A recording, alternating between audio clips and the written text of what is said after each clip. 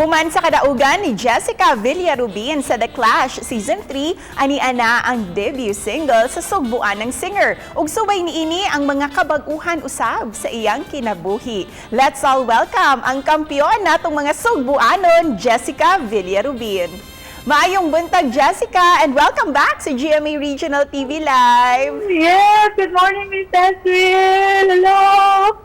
Hi, Jess. Kumusta na? I'm okay. I'm very happy. And, balik di ko dito. Happy kay ko. Of course, happy sad kayo min Jessica nga nagkita ta balik karon kay human sa imuhang kadaugan sa The Clash mga 3 months ago na no kay 3 months ago na ang milabay. My gosh, Jess, kumusta ang mga kabag-uhan sa imuhang kinabuhi? Siyempre, no, after nako pagdaog, siyempre natabangan ako akong pamilya, kay maumagid akong tumong na ni-appeal ko ani nga contest, and siyempre karon daghan na nakailan ako, and basta parang bigyan ko katuo bitaw sa mga nahitabo sa akong life, but I'm so happy, dude, as in. And Jessica, bag-ong bersyon nga Jessica Villarubin ang amo ang nakita karon. Jess, how did you decide and how did you prepare yourself to undergo these changes? Pinaagi sa cosmetic surgery. Ako na din siya, ay sa una ko man no, Miss Cecil na siya sa akong unang-una no, niya. Karon, Jessica nga more braver, more confident, and gibuhat na ko siya because I really love myself. Pero gusto na mo mahibawaan unsa imuhang unang reaksyon dihang nakita nimo ang resulta. How about imuhang mama papa pod ug imong mga igsuon unsa ilahang naingon? Miss Cecil, no, I'm very thankful nga supportive man sa akong family about sa akong ganahan nga mahitabo ba, and happy kay sila para nako kay amo ana naman sila nga kung asa ka happy inday, go ra gyud. So happy kay ko no nga nasa ko family nga supportive kay. Medyo na baguhan lang gyud no nga ramdi mausab, pero happy man. I'm very happy with the result. Nahisgutan naman dyan nato na it's very important to love ourselves and put ourselves first, di ba? Kailangan nato pilion ang ato ang kaugalingon. Despite sa mga bashing ug sa mga insecurities nga imuhang giatubang, Jessica, giunsa nimo pag atubang kining tanan? Pag ako kami sa no, growing up, grabe, marag nakaagi nagikog mga pambubuli, ba? Kanang mga panaway, mga ana, pero ako manggod, I'm very positive person. Yeah.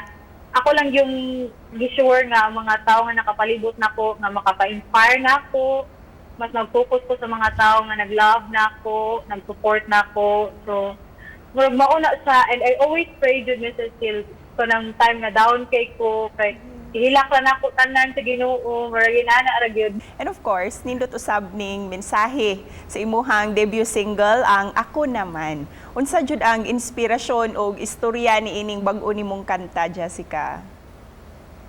Ang Ako Naman nga song, pwede siya about love and pwede siya about dream.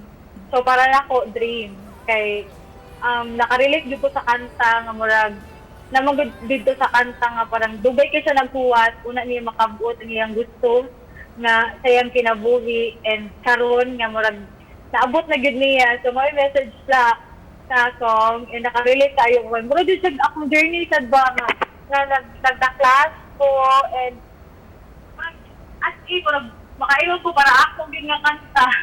Pero para nimo, yes, unsa ang pinaka-paborito or pinaka-significant nga linya sa imuhang kanta nga Ako Naman? Yung yung first stanza ni Cecil, Hay, andal ng aking hintay, makamtan lamang ang tamis ng tagumpay.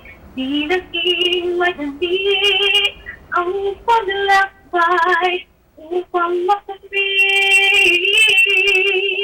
ang iyong pagmamahal. Kapangapart, ganahan kay Kudun at Kay. Wow, very nice message, Jessica. Thank you so much nga imuhan ning gi-share sa amoa ang imuhang debut single. And karong bulana since nagsaulog ta sa Women's Month para nato mga kababaynan, unsa imuhang gustong ihatag nga mensahe sa mga babay din ha na of course para di pud sila mawad-an og paglaom. Love yourself first and be confident and always pray. Daghang salamat Jessica for empowering us this morning. Thank you so much. Thank you.